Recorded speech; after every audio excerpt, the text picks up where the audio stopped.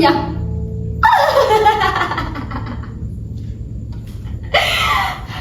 Saudara-saudara, saya kemari untuk berpidato.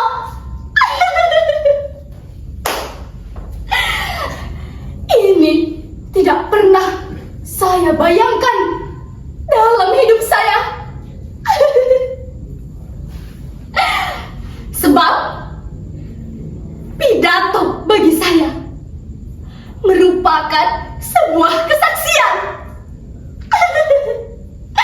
Ketimbang hanya melontar-lontarkan pepesan kosong.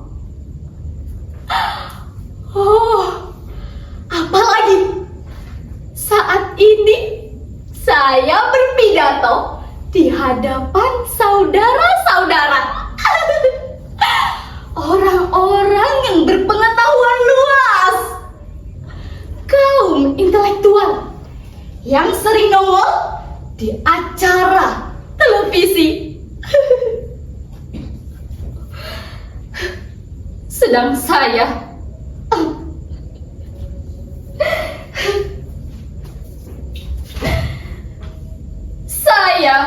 hanyalah orang kecil,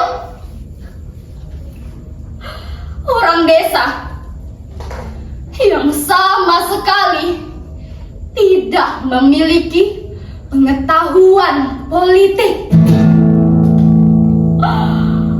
Politik.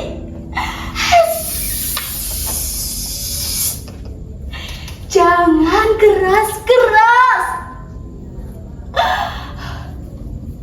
Dan tolong jangan dikabarkan kepada yang tidak hadir. Saya tidak suka politikus.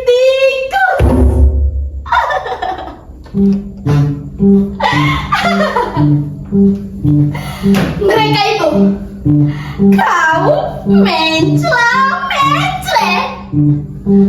Tak ada logika yang lurus. Mereka seperti besi yang ditempa. Semakin dibakar, maka semakin mudah dipeot-peotkan.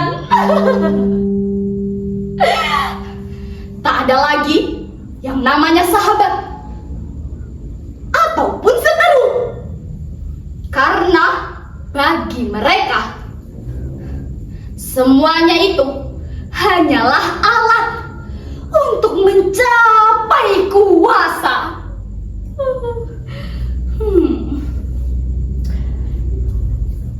Terkadang saya berpikir mereka itu adalah segromatikus yang hidup di dalam got di sepanjang jalan-jalan kota. Ketika musim kemarau, dengan bebasnya mereka berkeliaran demi sebuah roti. Mereka bisa menggerogoti pintu-pintu rumah saudara.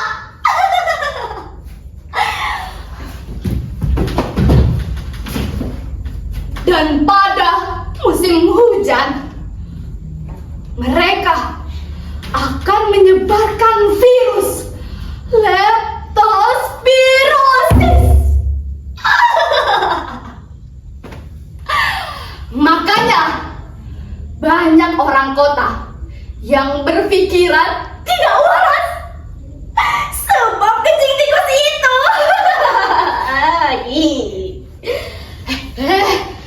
Tapi tentu tidak termasuk saudara-saudara, bukan?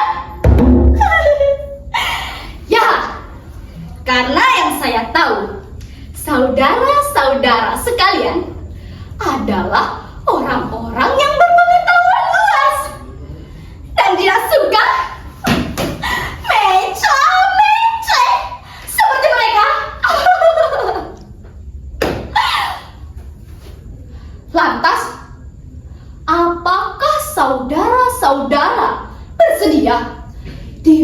dipimpin oleh segerombolan tikus? Saya pikir tidak. Karena kalau saudara-saudara bersedia, maka akan saya cap sama dengan para politikus itu, yaitu anggota dari segerombolan tikus.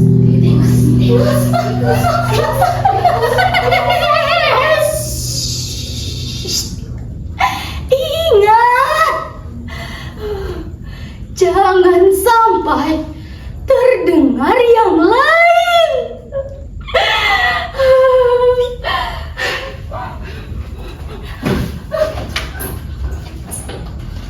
Nanti saya bisa diciduk.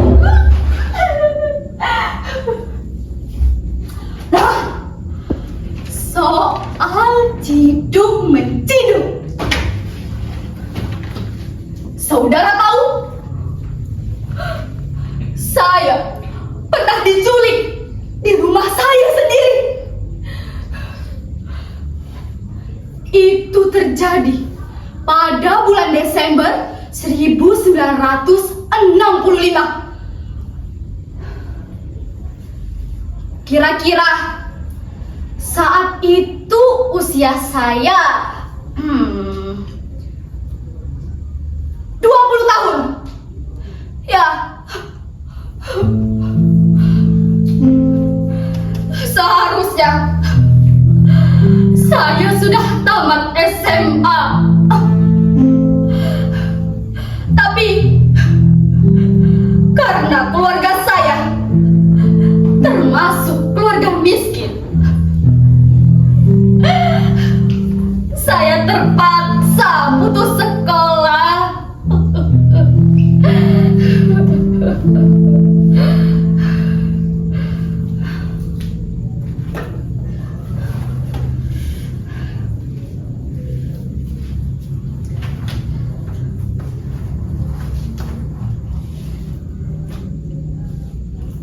Ya, saya memang pernah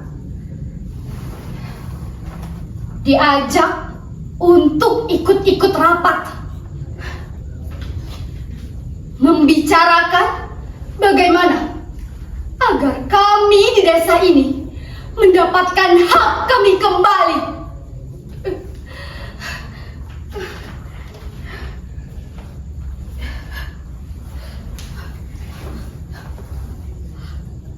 Saudara tahu,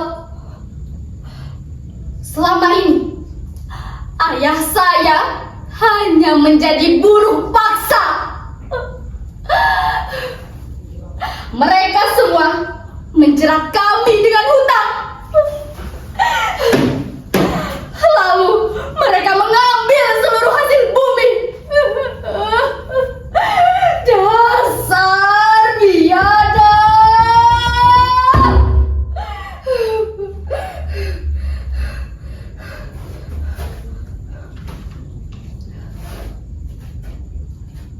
Saudara, di malam itu sedang turun hujan gerimis dan terdengar long anjing.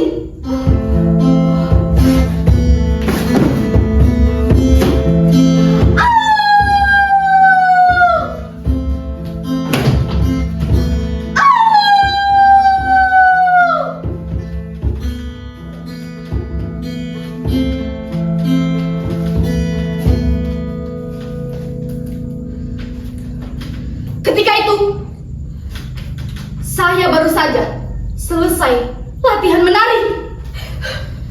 Namun tiba-tiba, segerombolan orang datang.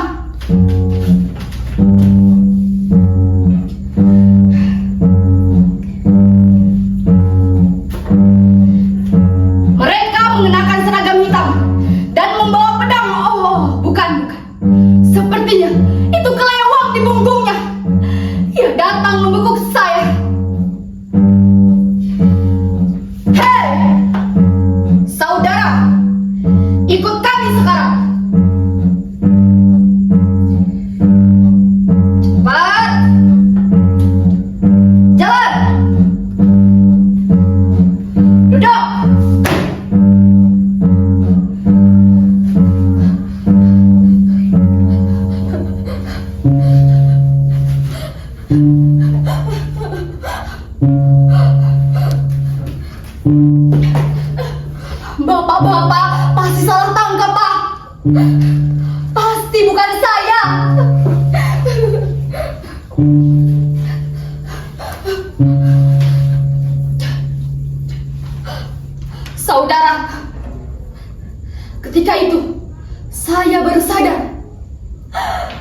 kalau nyawa saya sudah di ujung tanduk. Tuduhan seperti itu bagai vonis. Nyali saya jadi menciut, saudara. Darah di kepala saya seperti disedot vakum cleaner. Wajah saya jadi pucat pasir.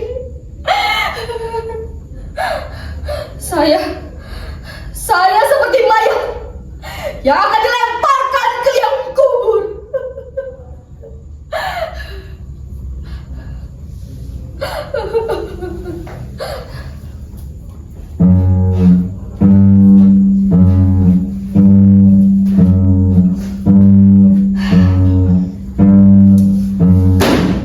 Hei, saudara, sebaiknya saat ini saudara menyampaikan pesan-pesan kepada keluarga Anda.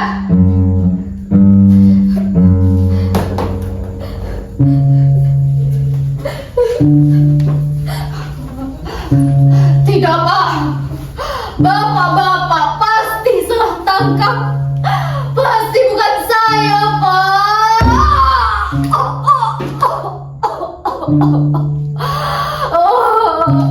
Pasti bukan saya, Pak.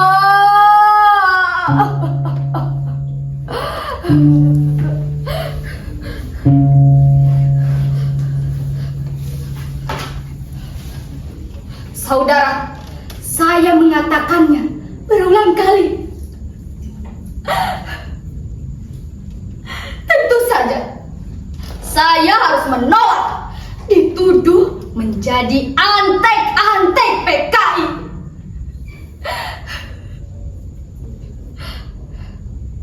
Saudara, selama ini kami sudah tidak bisa lagi hidup dengan bebas.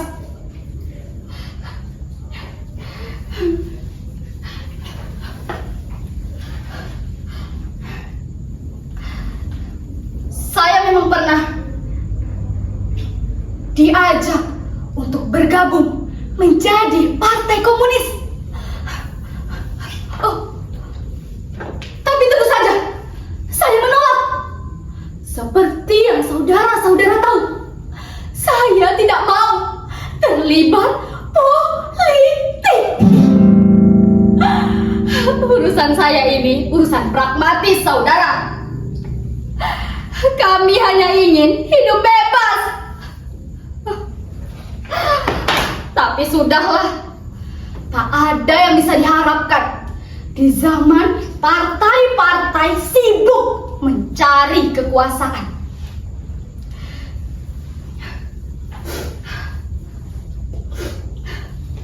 Nasib rakyat kecil seperti kami hanya berada di kaki-kaki mereka.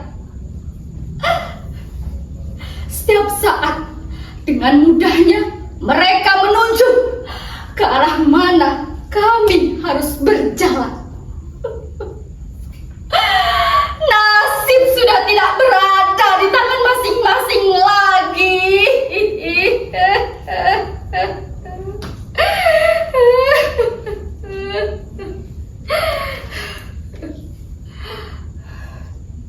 Jelas, nama saya sudah dikorupsi. Saat-saat kampanye, dengan mudahnya mereka memanipulasi.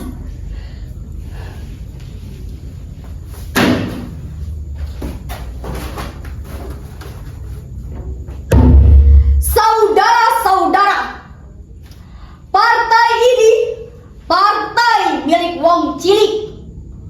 Partai yang akan berjuang untuk nasib orang-orang kecil dan pinggiran seperti saudara. Kami tidak akan membiarkan nasib saudara-saudara berada di bawah ketiak para penguasa. Kami datang membawa harapan. Kami seperti matahari yang terbit dari balik bukit dan menyinari kehidupan saudara yang suram.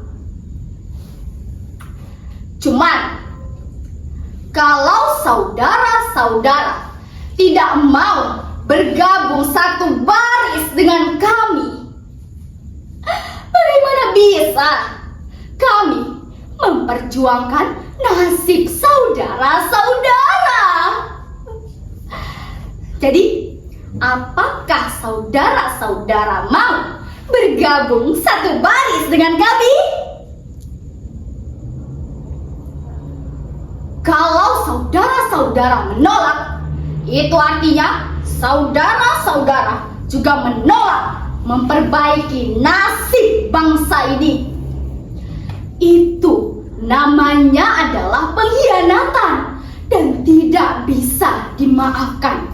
Tidak bisa dimaafkan.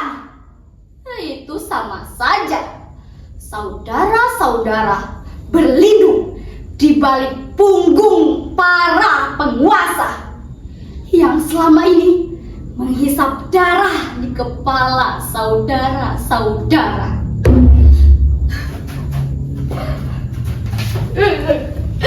Saudara-saudara, sudah dengar tadi kan?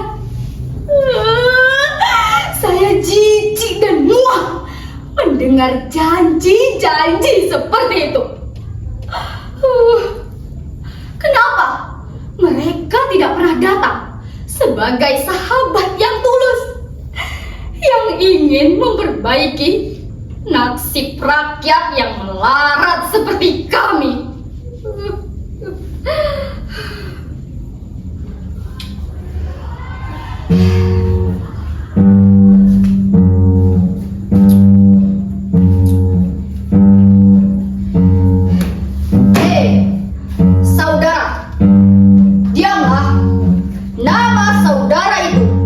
Sudah ada dalam daftar. Jadi jangan rewel.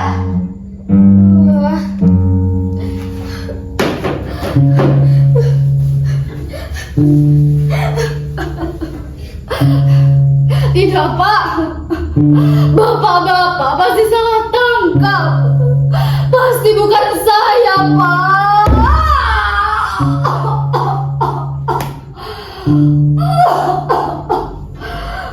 Pasti bukan saya, Pak.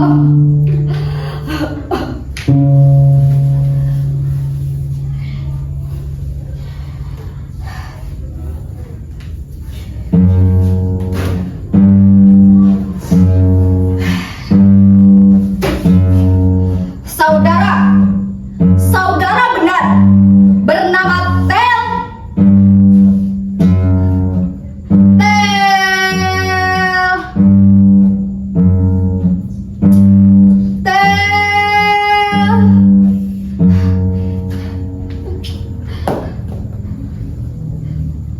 Saudara-saudara, saya memang menunggu. Apakah para penjaga itu benar-benar mengetahui nama saya? Saya yakin mereka pasti salah tangkap. Saya tidak pernah merasa bergabung menjadi aktivis partai untuk memperjuangkan hak-hak para buruh.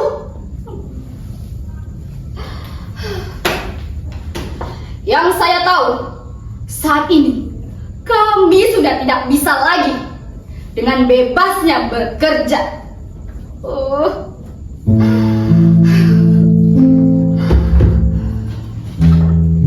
Saudara, selama ini ayah saya hanya menjadi buruh yang diupah oleh para penguasa.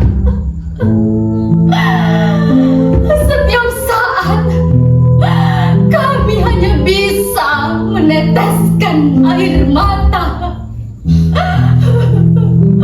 menyaksikan minyak-minyak itu. Minyak-minyak itu diangkut entah kemana.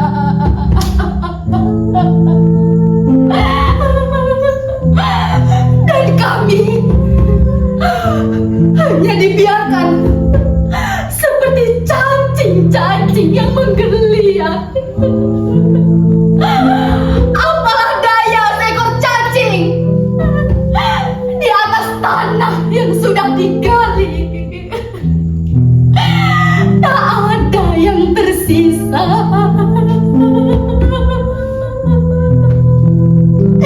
Dan kami para cacing yang hidup di bawah kaki-kaki para penguasa.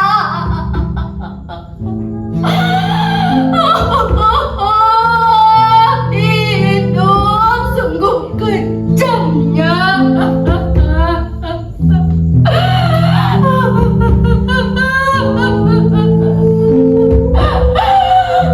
Para pemilik pun tak berdaya berhadapan dengan para penguasa. Karena para pemilik pun belum tentu berkuasa.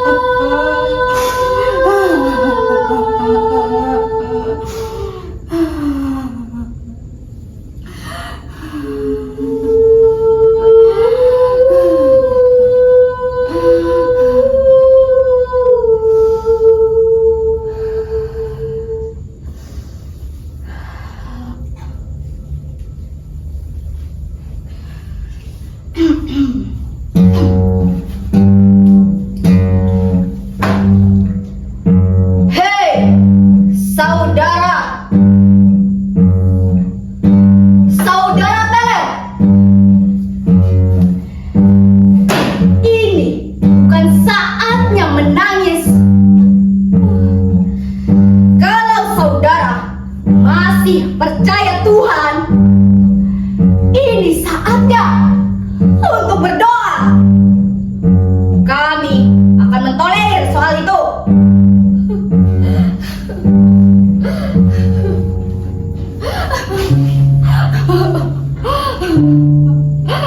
Saya bukan teler, Pak. Saya meler.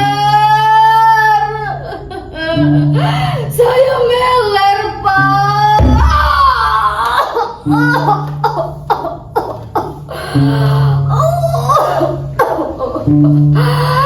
Saya meler, Pak.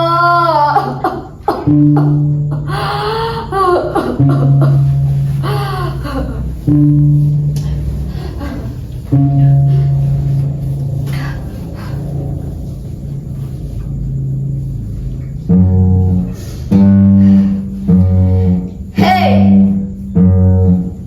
saudara, mau teler kek, meler kek, saudara itu sudah terlanjur kami tangkap.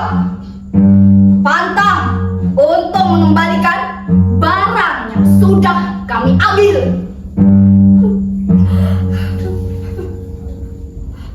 Saudara, barang katanya. Bagaimana bisa seorang manusia disamakan dengan sebuah barang?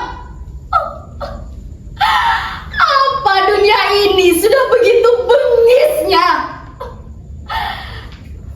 sehingga manusia-manusia yang hidup di dalamnya tidak bisa lagi membedakan mana barang, mana manusia. Bukankah sesosok tubuh yang tidak bernyawa sekalipun nilainya tidak bisa disamakan dengan barang? Apalagi saya, saudara, seseorang yang masih memiliki hak atas nyawanya sendiri.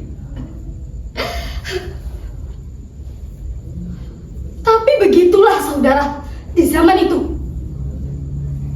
Penculikan seorang anak manusia yang disamakan dengan memungut kerikil dari tepi jalan.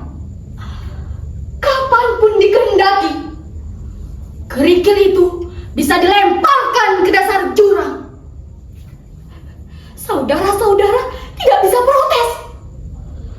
Kalau sewaktu-waktu nyawa saudara-saudara disamakan dengan sebuah kerikil, itu artinya semestinya saudara-saudara sudah siap mental kapanpun akan disembelih seperti saya.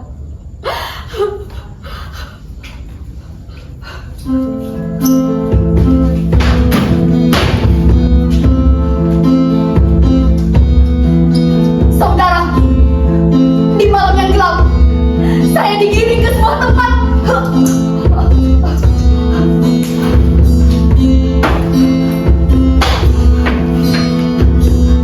Kami semua dinaikkan ke dalam truk dan dibawa ke sebuah gudang tua yang letaknya di pinggiran kota. Saya masih bisa merasakan panasnya perkotaan.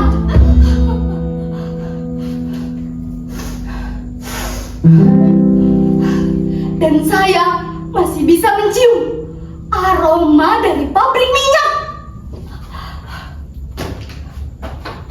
Tapi di daerah itu memang tersebar pabrik minyak.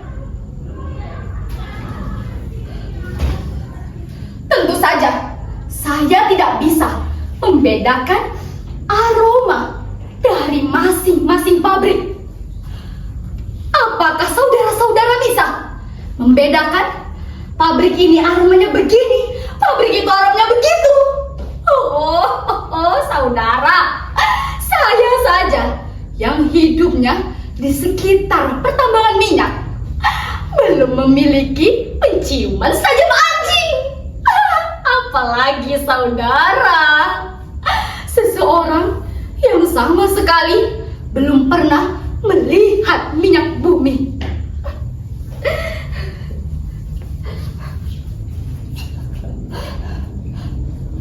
Saudara, di dalam gudang yang pengap, saya melihat puluhan orang duduk dengan tangan terikat. Sekilas beberapa di antaranya saya kenal. Mereka adalah para buruh yang hidupnya serba kekurangan seperti saya. Bagaimana bisa, saudara, seorang buruh miskin, tak melek huruf, apalagi politik, menjadi lokomotif pengembangan sebuah rezim? Saudara, banyak yang tidak bisa dimengerti di sini.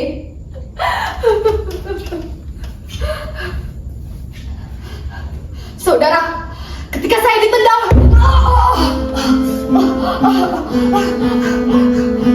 saya bergabung dengan mereka. Saya baru sadar kalau lantai yang saya pijak penuh dengan genangan darah. Sekilas darah itu hampir mencapai mata kaki saya.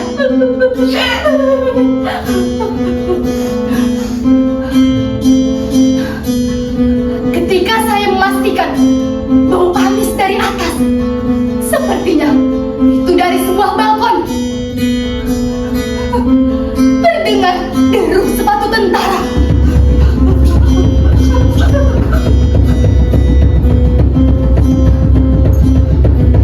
Seketika para tentara itu sudah berbaris di sepanjang balkon.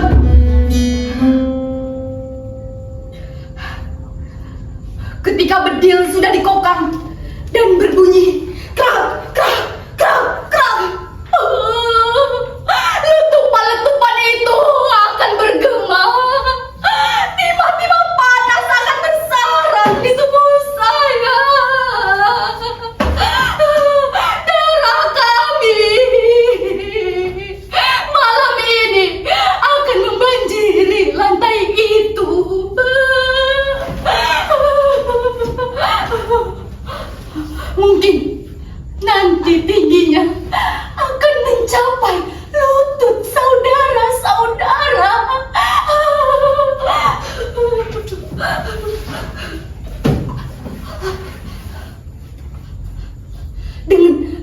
saudara, dengan tenang saya menyelinap.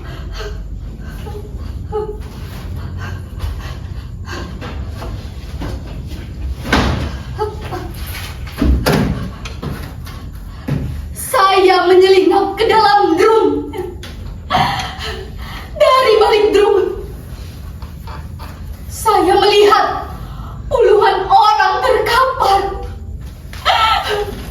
Beberapa di antaranya berusaha menyelamatkan diri. Tapi tentu saja berondongan peluru itu jauh lebih cepat ketimbang mereka yang merangkak di dalam genangan darah. Mereka pun tumbang. Darah mereka tumpah, entah untuk apa. Saya tidak paham untuk apa.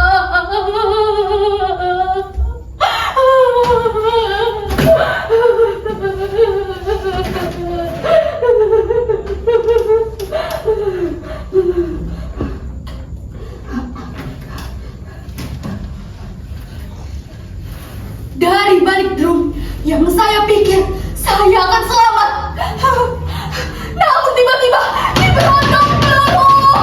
Drum itu pun meledak. Seluruh gudang terbakar. Saya pun terbakar. Panas. Panas. Api.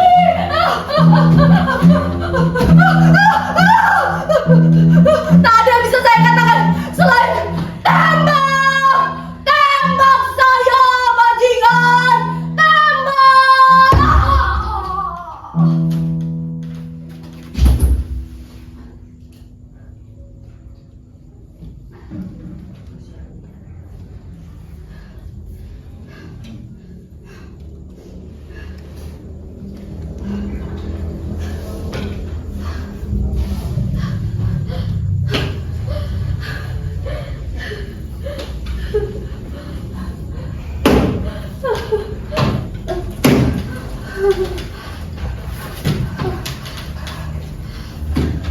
Itulah saudara.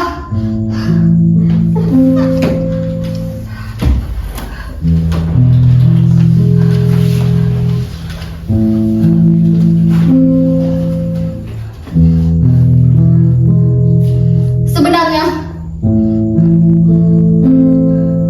banyak yang ingin saya ceritakan. Tapi saya tidak pernah diberi kesempatan.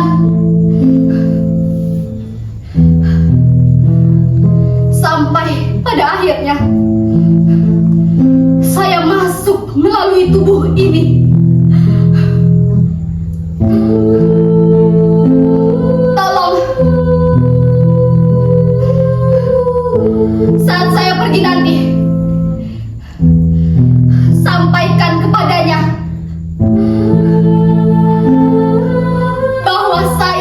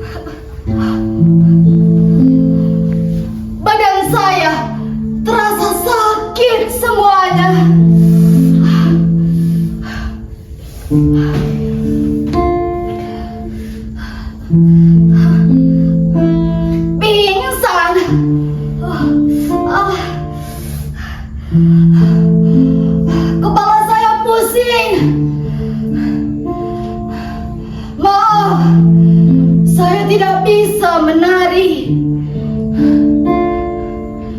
Izinkan saya istirahat sebentar.